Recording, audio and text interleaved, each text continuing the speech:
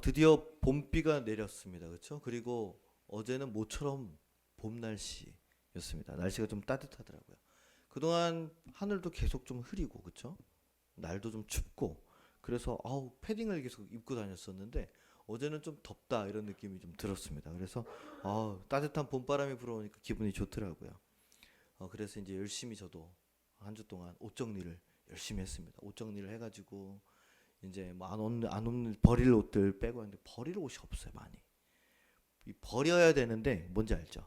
이건 살 빠지면 입어야 돼. 이런 거 있잖아요.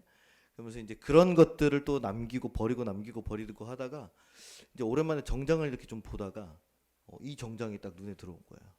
여러분 보실 때 이 정장이 깨끗해 보이죠, 그렇죠? 새거 같잖아요, 그렇죠? 새 거는 새 건데 15년 묵은 겁니다. 15년. 제가 감신대 대학원을 졸업할 때 그때 당시 이사장님이었던 어디 목사님이었지? 김국도 목사님이었나? 그분께서 전교생한테 이렇게 웬일로 전무후무하게 딱 그때 정장을 맞춰주신 거예요. 근데 그때 입었을 때는 제가 지금보다 훨씬 날씬한 상태였기 때문에 너무 오버핏 같은 느낌이고 좀 맞지 않아서 이거는 내가 언젠가 살이 찌고 중후해지는 나이가 되면은 그때 그때 입어야겠다 하고 그냥 뜯지도 않고 비닐째로 그냥 넣어놓은 거였거든요. 그래서 저는 이거는 절대 안 입을 것 같아가지고 딱 빼가지고 왜냐면 이제 당근에다 팔아야 되니까 당근에다 막 이제 팔았거든요. 그래서 쏠쏠하게 좀 치킨값은 나왔어요. 그래도 옷을 팔았는데 그래서 이것도 이제 팔라고 딱 보니까 너무 깨끗한 거예요. 그래서 한번 입어볼까? 입었더니 잘 맞아요. 버튼도 잠기고 이게 그때는 좀 이제 통도 크고 품도 커가지고 좀 안 예뻤는데 지금 입으니까 좀 이렇게 품격이 있어 보이는 그런 옷이 되었더라고요. 그래서 아내한테 이거 어떡하지? 그냥 입어. 그래서 이제 그래 입자. 내가 입는 게 낫지 2만 원에 팔 바에. 요새 정장이 2만 원밖에 안 하거든요. 당근에 올라오는 게. 그래서 이렇게 탁 입고 왔더니 기분이가 좋습니다. 정장 한 벌 값을 벌었어요. 그렇죠? 여러분들도 과감하게 옷 정리를 좀 하시면서 팔 건 파시고 이렇게 입을 건 입으시면 좋겠습니다. 이렇게 저는 기분이 참 좋은데 말이죠.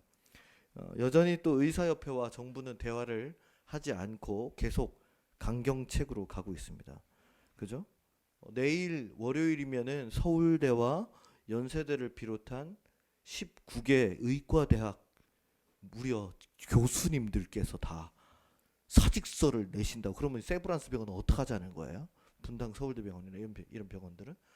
네, 그래서 사직서를 낸다고 이제 정말 큰일입니다. 이제 아프시면 안 돼요. 정말 급하게 아파가지고 응급실을 가도 이제 의료진이 너무나 부족하기 때문에 정확한 어떤 진료나 의료 서비스를 제대로 받지 못하게 되는 이제 그런 상황이 올 수 있습니다. 그러니까 이제 우리도 그렇고 지금 아파서 병원에 입원하고 총각을 다투는 사람들은 얼마나 불안하고 또 힘이 들까 그런 생각이 듭니다. 또 그런가 하면 어제 속보가 들어왔어요. 보셨는지 모르겠는데 뉴스 한번 띄워주십시오. 러시아에 있는 모스크바에서 총기 난사 테러가 일어났습니다. 그죠? 괴한들이 총기를 가지고 들어와서 무차별적으로 쏴서 115명이 사망했다고 합니다. 그중에 어린이도 있었고 저기 무슨 뮤지컬 극장 같은 데서 공연 보려고 이제 기다리고 있다가 수류탄 던지고 해서 한 200명이 사상했는데 어 너무나 끔찍한 일이 일어났는데 더 무서운 것은요. 어디라고요? 저 나라가? 러시아. 그것도 어디요? 모스크바. 세계에서 가장 강한 나라로 일컬어지는 나라 중에 우리 러시아 푸틴 대통령이 꽉 잡고 있는 그죠? 절대적인 독재하는 그죠? 러시아 그것도 거기에 중심부인 모스크바가 뚫린 거예요. 저는 이걸 보고 진짜 야 이제는 정말로 세계 어디에도 안전한 곳이 없구나라는 생각이 들었습니다. 그죠? 뭐 미국도 9.11 테러 때문에 한번 뚫렸고 여기도 이제 이런 걸로 뚫렸고 그러면 어느 곳에서 어떤 일이 일어나도 이상하지 않은 게 되는 거죠. 그러니까 세계 어느 곳에서도 안전한 곳은 없다라는 일이 되겠습니다. 따뜻한 봄이고 생명이 다시 움트우는 봄이지만은 세상은 여전히 무자비하고 무차별적입니다. 내가 아무리 혼자서 열심히 문제없이 살아간다고 해도 어느 날 갑자기 무슨 일을 당할는지 아무도 장담하지 못할 세상 속에서 오늘 예수님은 가장 최악의 상황인 십자가 고난과 죽음을 알면서도 예루살렘으로 들어가셨지요. 바로 그 직전에 예수님과 제자들은 무슨 이야기를 나누셨을까? 제가 그게 궁금해졌습니다. 그래서 성경을 이렇게 찾아보다 보니까 정말 마지막을 향해 가는 그 직전에 어떤 말씀을 해주고 싶으셨을까? 바로 오늘의 말씀 속에서 우리가 들을 말씀이 있기를 주님의 이름으로 부탁을 드립니다. 자, 오늘 주인공은 20절에 마태복음 20장 20절에 언급된 세베대의 아들들의 어머니입니다. 성경을 조금 읽어보신 분들은 이 세베대가 누구며 아들들이 누군지 알겠지만 우리 여기 청년들은 MZ세대들은 도무지 알 수가 없기 때문에 제가 누군지 가르쳐 드리도록 하겠습니다. 왜 갑자기 이 세베대의 아들들의 엄마가 튀어나오냐? 요즘 애들 말로 갑툭 튀다. 네, 갑자기 툭 튀어나왔다라는 거죠. 갑툭튀, 뜬금포로 갑자기 나왔다는 거죠. 먼저 이 세베대의 아들들이 누구겠습니까? 이 세베대의 아들들은 바로 예수님께서 갈릴리 해변을 거니시다가 제자를 부르시는 장면이 나오죠. 제일 처음에 누구를 불렀냐면은 시몬, 베드로와 안드레, 그의 형제 안드레를 먼저 불렀습니다. 그리고 나서 이제 배에서 그물을 깁고 있는 세베대의 아들들 야고보와 요한을 부르셨어요. 네. 이렇게 생겼다고 합니다. 성화로 보면은 이 중에 예수님의 제자 중에는 야고보가 2명이 있었어요. 그러니까 성경에 등장하는 야고보는 총 3명입니다. 이 큰 야고보, 예수님의 제자 작은 야고보, 제자 중에도 2명 있고 예수님의 형제 야고보가 또 있습니다. 이렇게 어쨌든 그렇게 3명이 있는데 이 큰 야고보는 별명이 있어요. 천둥의 아들. 그러니까 토르가 여기서 온 거예요. 천둥의 아들 토르가 벌써 예수님 때부터 이때부터 이제 북유럽 신화도 여기서 이제 다 온 거죠. 천둥의 아들이었습니다. 그 별명이 왜 그러냐면은 목소리가 그렇게 컸다고 그래요. 목소리가 왜냐면 뱃사람이니까 얼마나 소리를 질렀겠습니까? 배 위에서. 그렇죠? 그리고 성격이 굉장히 다혈질이었다고 해요. 보통 우리가 생각할 때는 베드로만 우리가 다혈질이다 이렇게 생각하는데 사실 베드로는 이름이 시몬이잖아요. 시몬 갈대입니다. 갈대. 팔랑팔랑거리는 갈대. 그러나 야고보는 천둥의 아들. 네, 빠꾸가 없다. 이런 사람이라는 것이죠. 어쨌든 야고보는 그렇고요. 요한은 어떻습니까? 성경에 자주 나오는 요한. 이 바로 요한이 사도 요한입니다. 그렇죠? 예수님의 가장 사랑받는 제자였다라고 부르는 가장 밀접한 관계를 가지고 있었습니다. 바로 이 2 아들들의 어머니가 누구예요? 오늘 이 등장하는 세베대의 아들들의 어머니다 이렇게 얘기를 합니다. 이 마태복음에는 그 이름이 나타나 있지 않은데요. 마가복음 15장 40절, 16장 1절에 보면은 예수님이 십자가에 달리실 때 그 곁을 지켰던 세 여인의 이름이 나옵니다. 그게 이제 어머니 막달라 마리아, 예수님의 어머니 마리아, 그리고 이제 살로메라는 이름이 나오는데 아마 이제 그 중에 한 사람 바로 이 살로메가 이들의 어머니의 이름이었을 것이다. 이렇게 얘기를 합니다. 살로메는 누구인가? 나오죠? 네. 살로메는 이름이 좀 익숙하죠? 히브리어 샬롬에서 온 이름입니다. 그 이름 그대로 평안이 있을지어다라는 뜻이죠.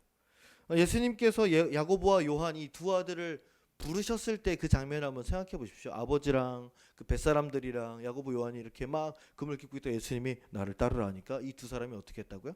아버지와 그물을 버려두고 예수님을 따랐다고 했어요. 그러면 집에 있는 이 엄마 귀에 이 얘기가 들어갔겠죠. 그럼 얼마나 놀랬겠습니까? 그러니까 깜짝 놀라서 이게 무슨 일인지 확인해 보려고 아마 예수님을 뒤따라갔을 수도 있다는 생각이 들어요.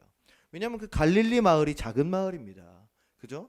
거기서 예수님에 대해서 모르는 사람이 없어요. 왜냐면은 일단은 그 아버지가 누구냐 이런 그런 소문도 있었고 목수집이었고 그죠? 그러니까 다 알고 있었고 또 학자들 사이에서는 예수님의 어머니 마리아와 이 살로메가 친척이었다라고 이야기를 하기도 합니다. 왜냐하면 성경에 보면은 그의 이모라는 표현이 또 있기 때문에 어쨌든 이 살로메는 예수님과 아주 밀접한 관계였다는 거죠. 잘 알고 있었다. 근데 2 아들들이 예수님을 갑자기 따라간다 그러니까 이게 무슨 일이냐 하면서 아마 따라갔을 겁니다. 또는 예수님의 어머니 마리아 대신에 예수님과 아들들을 돌봐주러 따라갔다고도 합니다. 그런데 사실 이거는 이 당시 이스라엘 상황을 생각했을 때는 쉽지 않은 상황이에요. 왜냐면 여자의 역할이 있었잖아요. 그죠? 남자들은 나가서 돈 벌어 오고 여자들은 열심히 집에서 신앙교육과 가정 살림을 해야 되는 게 전통적인 입지였습니다. 거기다가 자기 배가 있고 뱃사람들을 부리는 집이었으면 이 집은 좀 사는 집이에요. 사는 집 마나님이 자기 남편도 버려두고 그 다 내몰라라고 다 나온 거예요. 그러니까 제가 생각할 때는 이 세베대라는 그 아버지가 불쌍하지 않나. 기러기 아빠도 아니고, 그쵸? 갈릴리 아빠가 돼가지고 물고기 아빠가 돼가지고 혼자 갈릴리에서 열심히 자기는 이거를 해야 되는데 아들도 가버려, 마누라도 가버려. 그럼 무슨 낙으로 살았을까? 갑자기 좀 서글퍼지더라고요. 그런 생각을 하니까. 그렇게 세베대만 홀로 갈릴리에 남겨두고 이 어머니 살로메와 야고보 요한은 예수님의 사역 내내 함께 했고, 이 살로메는 비록 제자라는 칭호를 정식으로 받지는 못했지만은 지금도 가톨릭에서는 여제자로 성인으로 추앙받고 있습니다.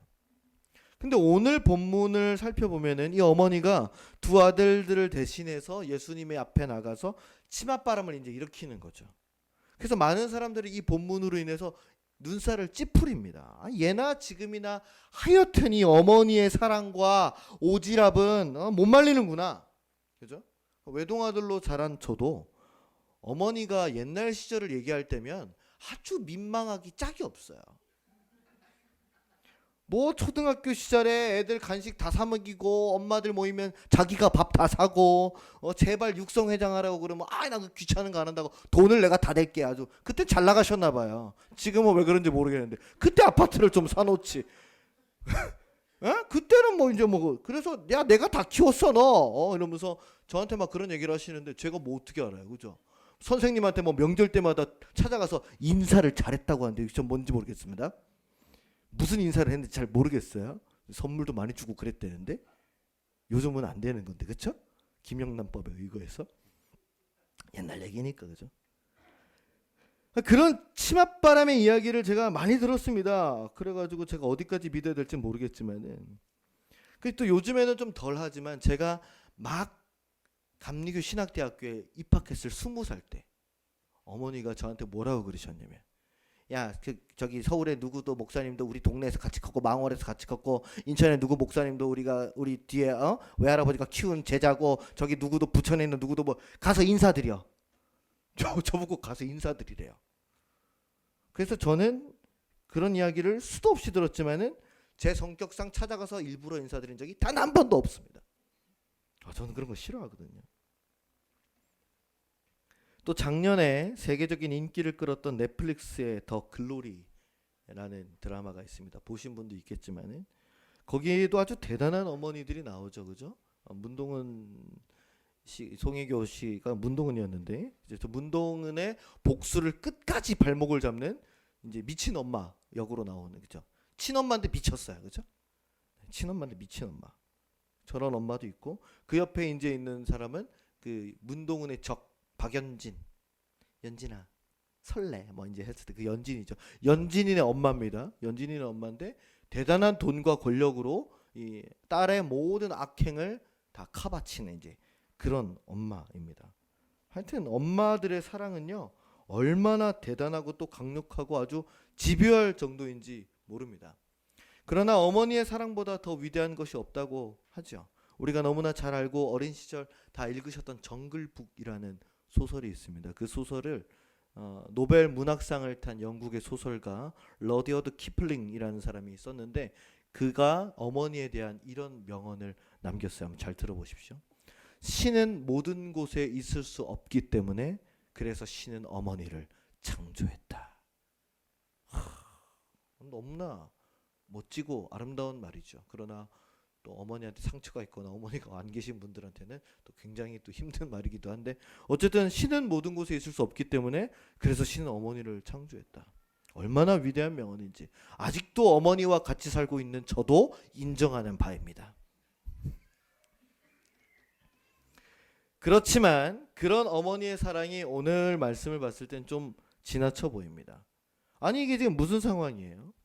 예수님께서 이제 곧 예루살렘에 들어가시게 될 텐데 그것도 그 예루살렘에 들어가신다는 것은 십자가 죽음이 이제 곧 코앞으로 다가왔다라는 뜻이죠. 예루살렘에 들어가시면 이제 정신없이 바쁘게 됩니다. 뭐 성전도 가서 둘러 엎으셔야 되고, 그죠? 바리새인들과 이제 논쟁해야 되고, 또 최후의 만찬도 하면서 세족식도 해줘야 되고, 겟세마네 동산에서 기도하시다가 땀방울이 핏방울이 될 때까지 기도하다가 이제 잡혀가셔야 되고, 할 일이 많아요. 이제는 일주일 동안, 그죠? 그래서 예수님은 마지막 시간을 써서 올라가는 길에 따로 옆에 12제자만 데리고 갑니다. 이게 무슨 말이냐? 예수님이 예루살렘 들어가실 때도 12제자만 있다는 뜻은 아니에요. 다른 제자들도 있고 이 살로메를 비롯한 다른 여인들도 같이 있었습니다. 최소한 50명 이상은 됐을 거다라고 학자들은 생각을 해요. 근데 그 중에서 12명만 빼서 길가 옆에서 다시 앉아가지고 마지막 레슨을 하시는 중이죠.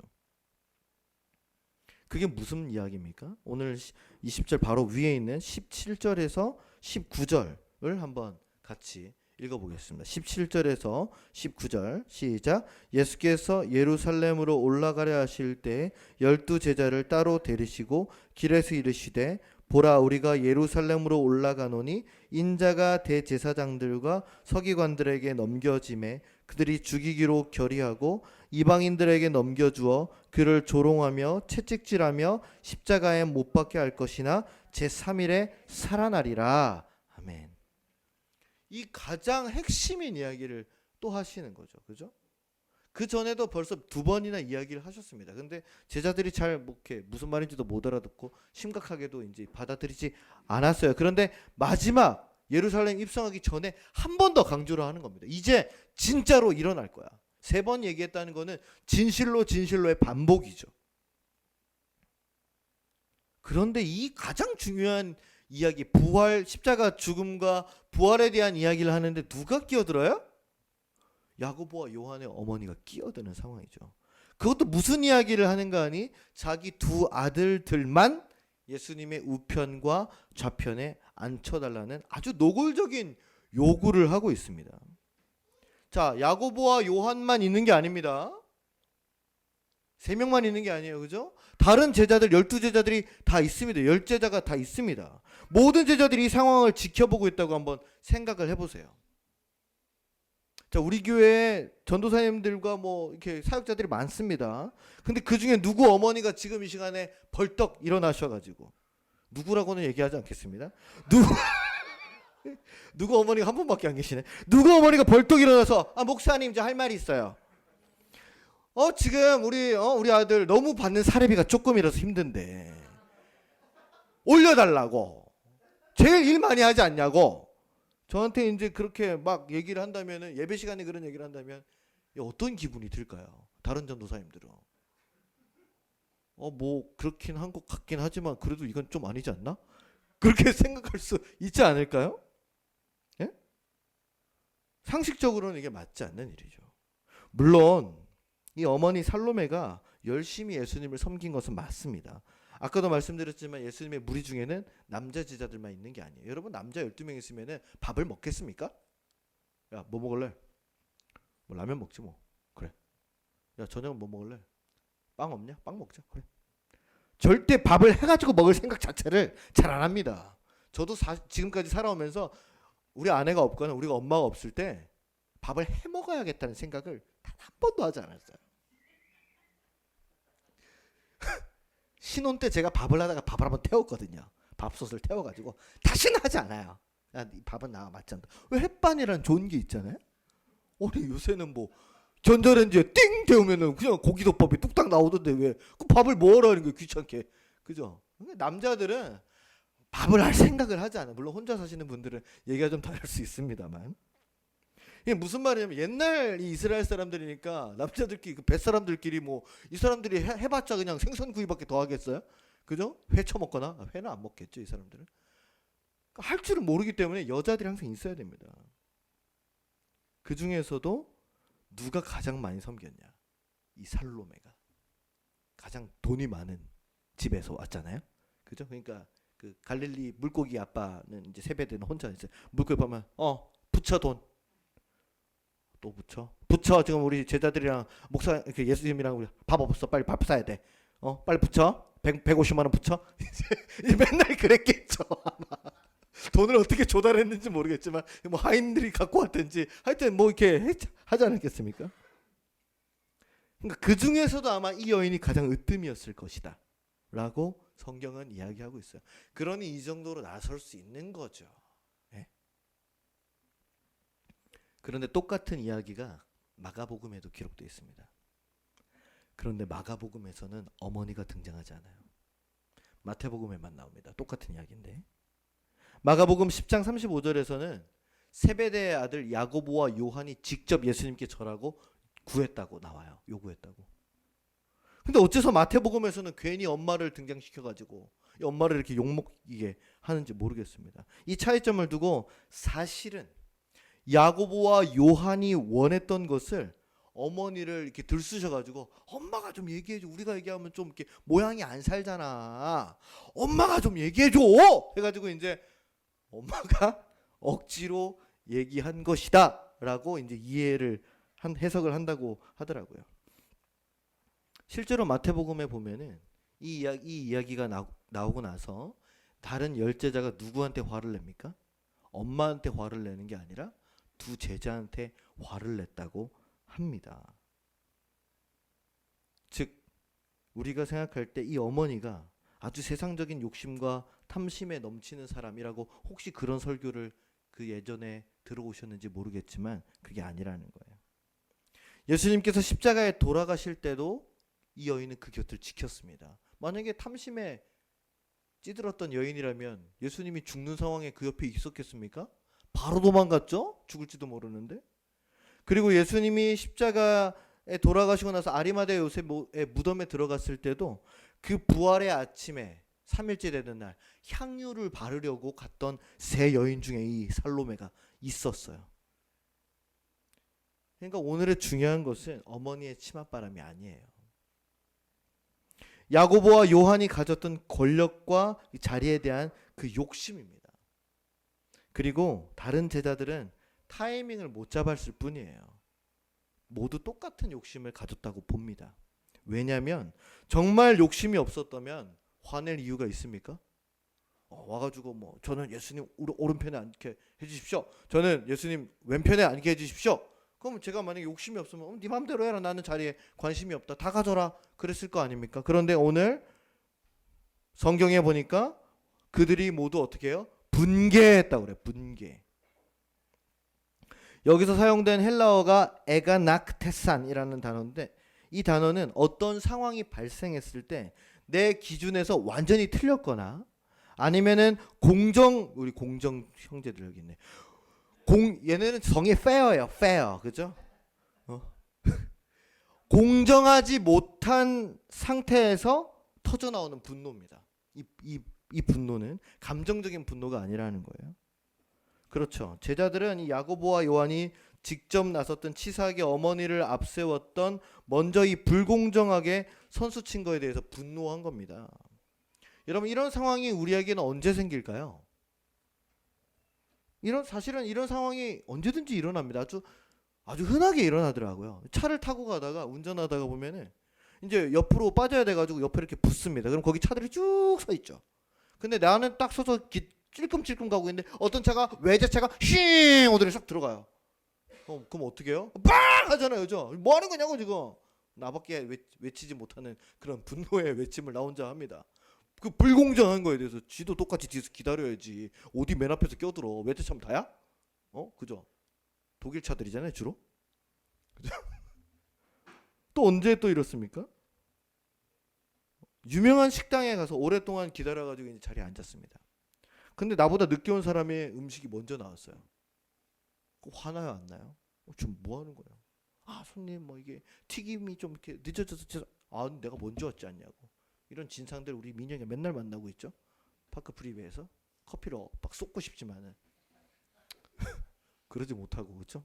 네 고객님 죄송합니다. 이러면서 어금니 꽉 깨물고 그래서 민영이가 학원이 좀 단단해졌어요. 어금니 항상 깨물어가지고 보면 애가 얼굴이 좀 갸름했는데 여기가 좀 갈갈졌더라고요. 이렇게.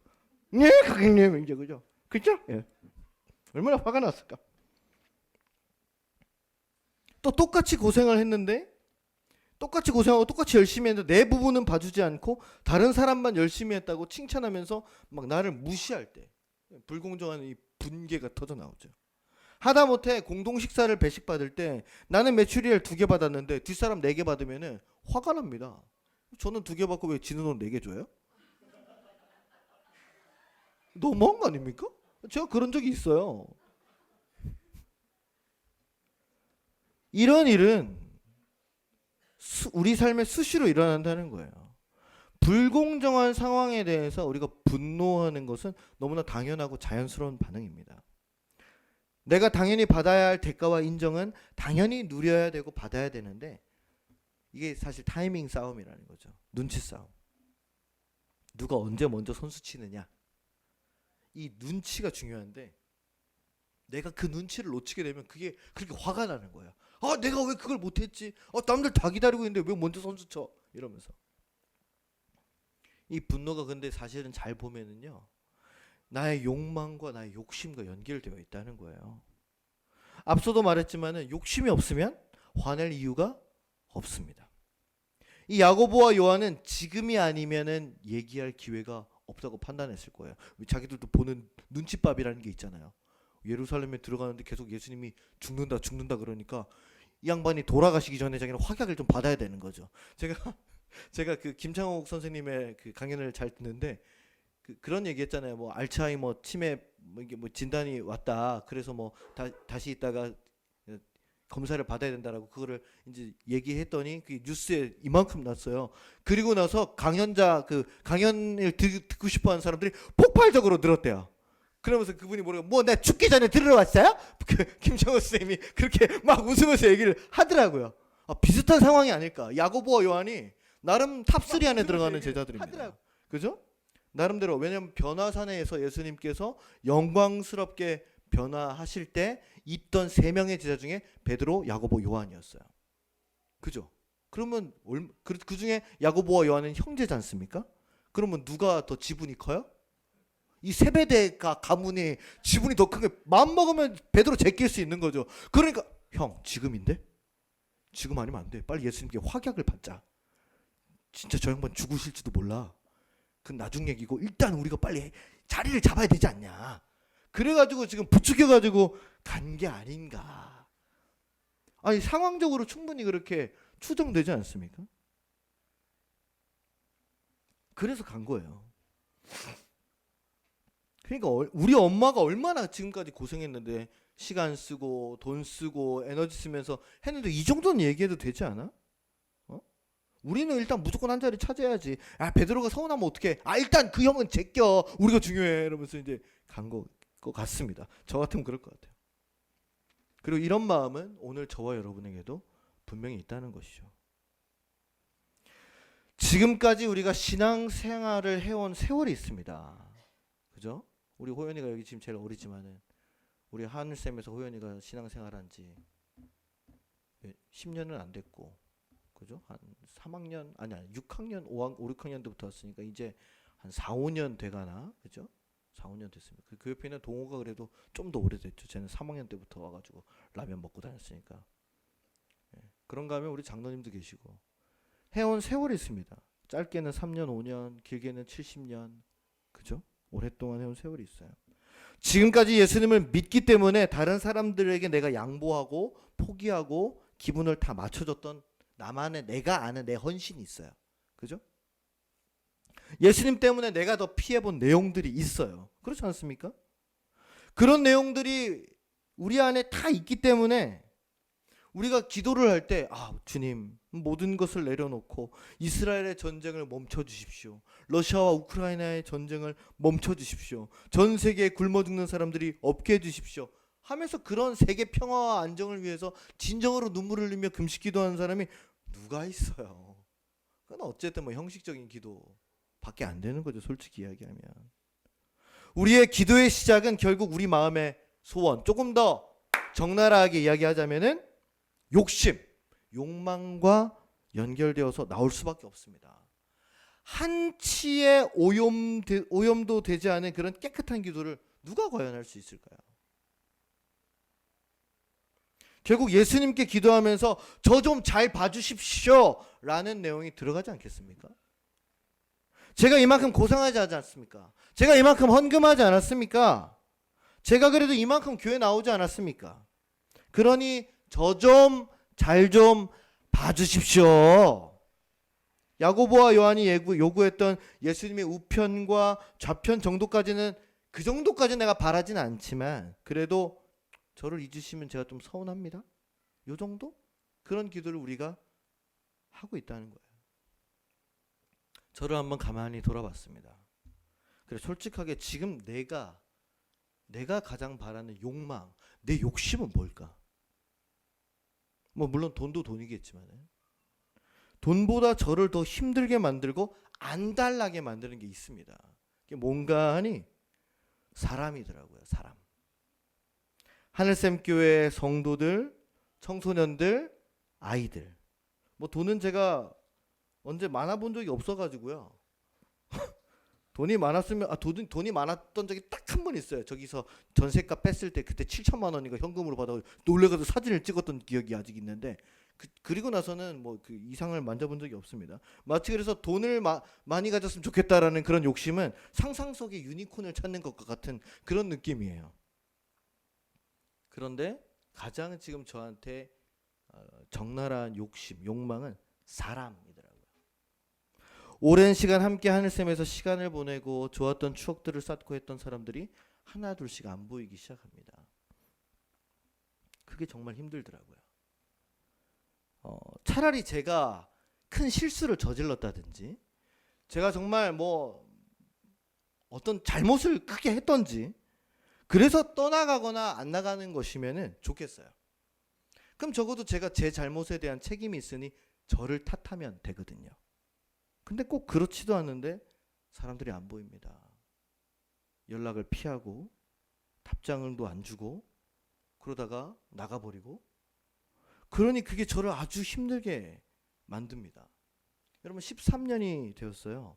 수도 없이 겪었겠죠. 근데 어떻게 이거는 면역력이라는 게 안 생기더라고요. 그래서 제 욕심은 뭐냐면 하늘샘의 성도들이 한 사람도 떠나지 않고 그냥 계속해서 쭉 그냥 죽을 때까지 같이 신앙생활을 했으면 좋겠다는 그런 욕망, 바람이 있습니다. 아주 한 사람도 안 떠나고요. 누가 오기만 하면 그 찐득이에 쫙 달라붙어가지고 옴짝달싹 못하는 것처럼 교회에 착 달라붙어가지고 그냥 아무데도 못 가는 그런 욕심이 저에게 있다는 말입니다. 그래서 제가 기도하는 것은 그저 우리 하늘샘 성도들이 교회에서 신앙생활 잘하기를 기도합니다. 그러면서 제가 예수님께 이렇게 기도하더라고요. 주님, 제가 열심히 하지 않습니까? 저희 어머니가 애쓰지 않습니까? 이 정도면 정말 애쓰는 거 아닙니까? 그러니 예수님 우편에 앉혀주시진 않더라도 적어도 교회 월세는 좀 밀리지 않게 해주셔야죠. 저희 딸린 사역자들이 너무 많습니다. 저 사람들 다 책임져야 돼요. 저 사람들 월급 다 줘야 되지 않습니까, 주님? 우리 성도들도 모두 행복하고 건강하게 신앙생활 잘하게 해주시고 제가 그 정도만 바라는 건데 그게 안 되겠습니까? 저 좀 잘 봐주십시오. 이렇게 제가 기도를 하고 있다는 거예요. 만약에 제가 이런 상처와 아픔을 겪고 싶지 않다. 그럼 아주 간단한 일이 있습니다. 이제 제가 좀 유명해졌죠? 이제 덕분에 많이 유명해졌습니다. 그래서 이제 하늘샘 교회는 조용히 사임하는 거예요. 사임하고 어디 이제 뭐 MG 예배 연구소 이런 사무실 하나 차려가지고 이제 이리저리 매주 뭐 교사대학하고 뭐 다음 세대 초청 설교 받고 해서 순회 설교하면서 매주 다니면 그럼 되겠더라고요. 아니 그런 분들을 제가 뭐라고 하는 게 아니라 그런 분들이 생각보다 많이 있어요. 유명한 분들이. 뭐 나도 이제 그렇게 하면 되겠더라고요. 얼마나 편해요. 사람들하고 부대끼지 않아도 되고 누가 오든지 말든지 제가 연락해서 너 왜 안 왔냐, 너 무슨 일 있냐, 내가 뭐 잘못했냐 이렇게 내가 빌 필요도 없고 눈치도 안 봐도 되고 그냥 저는 남의 교회 가면 우쭈쭈 이렇게 강사 대접받고 할렐루야 이러면서 이제 얼마나 좋겠어요. 성도들과의 깊은 교제와 관계에서 받을 사랑보다 스트레스와 상처가 두렵고 싫으면 그렇게 가면 되겠더라고요. 간단합니다. 실제로도 얼마든지 가능한 일이에요. 네. 얼마든지 가능한 일이에요. 당장 다음 달에도 할 수 있어요. 그렇게 생각하니까 마음이 복잡해지더라고요. 여러분, 제가 이런 말을 설교 시간에 하는 것은 그렇게 하겠다라는 게 아니고 그런 일이 일어나지 않도록 여러분들이 끈끈이처럼 짝 달라붙어서 저도 지켜주시고 교회도 지켜주시라 이 말입니다. 할렐루야. 네, 반어법입니다. 그렇게 표정 심각하게 하시면 곤란해져요. 얘도 유튜브에 박제되는 건데 조심해야 됩니다.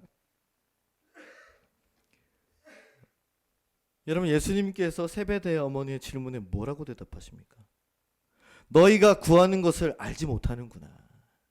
내가 마시라는 잔을, 이 잔을 너희가 마실 수 있겠느냐? 이렇게 물어보십니다. 근데 지금 예수님이 말씀하시는 이 잔은 무슨 잔이에요? 십자가의 잔이죠. 피 흘리는 잔이에요. 죽음의 잔입니다.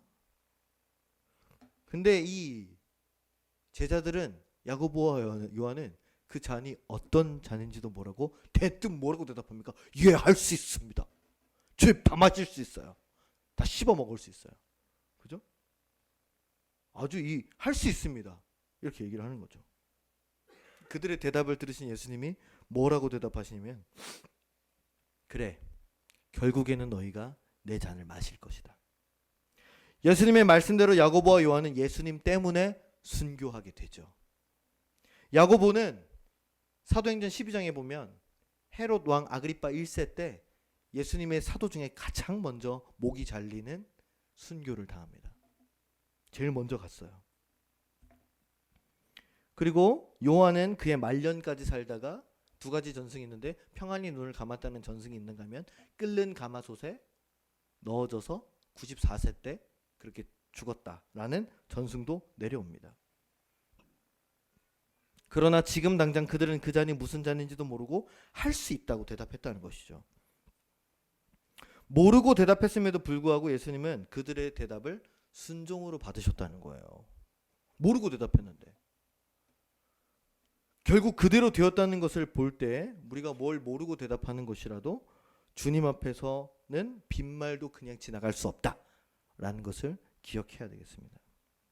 그리고 예수님은 이 상황에서 분개하고 있는 제자들에게 이제 마지막 교훈을 말씀하시는 거죠. 26절과 28절을 우리 함께 읽겠습니다. 시작. 너희 중에는 그렇지 않아야 하나니 너희 중에 누구든지 크고자 하는 자는 너희를 섬기는 자가 되고 너희 중에 누구든지 으뜸이 되고자 하는 자는 너희의 종이 되어야 하리라. 인자가 온 것은 섬김을 받으려 함이 아니라 도리어 섬기려 하고 자기 목숨을 많은 사람의 대속물로 주려 함이니라. 아멘. 아무리 예수님께 우리를 잘 봐달라고 우리의 시간을 더 많이 쓰고 우리의 돈을 더 많이 헌금한다고 해도 그것도 중요하지만 더 중요한 것은 예수님께서 자기 목숨을 많은 사람들의 대속물로 주기 위해 오셨다는 그 사실을 깨달아야 된다는 거예요.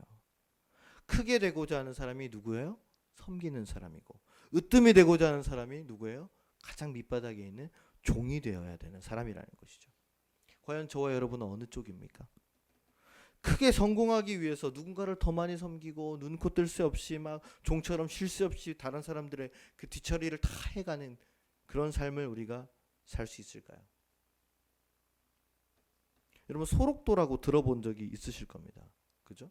저도 가본 적은 없는데 온몸이 썩어 들어가는 그 문둥병, 저주받는 병이라고 불리는 그 한센병 환자들이 한 번 들어가면은 나오지 못하는, 그 사람들만 모여 사는 곳이 있습니다. 그렇죠? 지금은 많이 한센병들이 없어졌지만은 그 소록도에 어느 날 오스트리아에서 날아온 30대의 두 간호사 마리안느와 마가렛이라는 간호사가 들어오게 됩니다.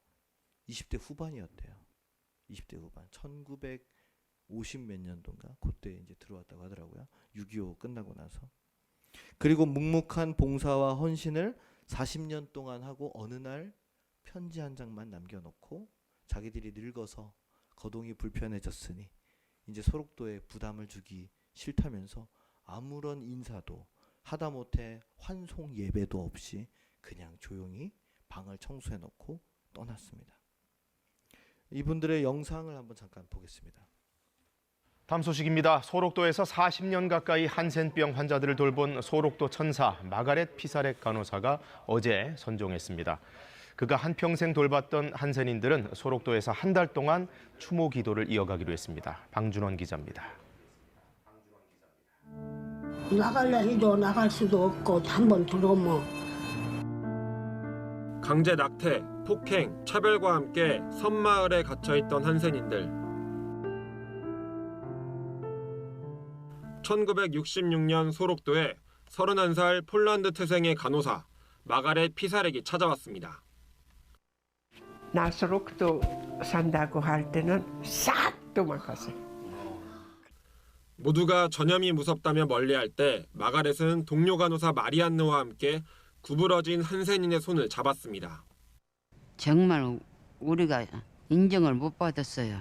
인간, 이 양반들은 그 상처가 있는 상처에도 맨손으로 월급 한 푼 없이 40년 가까이 이어진 봉사. 유를 분들께 감사하는 마음을 굽니다. 마가렛은 건강이 나빠지자 짐이 될 수 없다며 2005년 호련히 한국을 떠났습니다. 소록도에 다시 가보고 싶으세요? 지금 네. 상도 받고 뭐도 하고 이렇게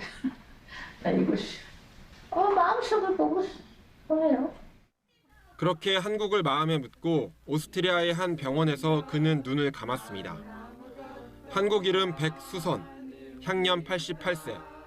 한센인을 위해 바쳤던 한 몸은 해부용으로 대학에 기증하겠다는 게 유언입니다. 아들을 좋아했어. 소록도 시대 이제 지났어. 행복 있게 살았어요.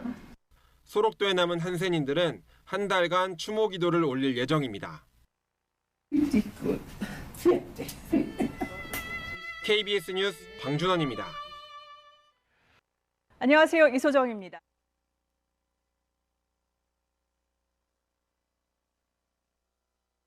년 10월에 88세로 갑작스럽게 온 심정지로 이제 돌아가셨다는 이 소식을 이제 저도 이제 작년에 봤습니다. 영상을 보셨습니다. 우리 중에 누가 저런 일을 할 수 있을까요?